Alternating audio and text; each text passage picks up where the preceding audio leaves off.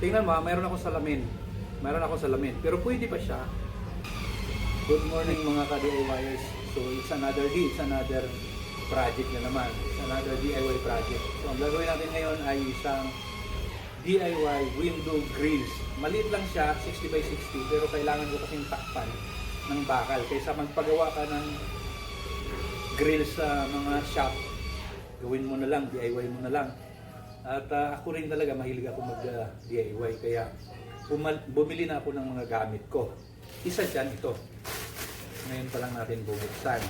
Sa totoo lang mga DIYers, hindi naman talaga ako marunong mag-building. Natuto lang ako sa kapulitan ko. At dahil dyan, bumibili ako ng mga gamit. Ito ay ang tatak pa lang.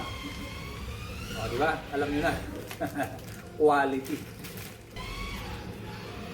Bagong gagas mga DIYers. Alright. Diba? So, madali siyang gamitin. Ganan nyo lang.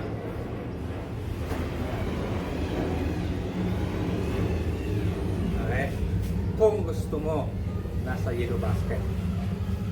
Eksakto. Tingnan mo, mayroon akong salamin. Pero pwede pa siya na hindi mo kailangan tanggalin ang salamin. Di ba? Ngayon, pag nag-welding ka, of course, napakadaling gamitin. Ano pa inatay mo? Click mo na, yellow basket.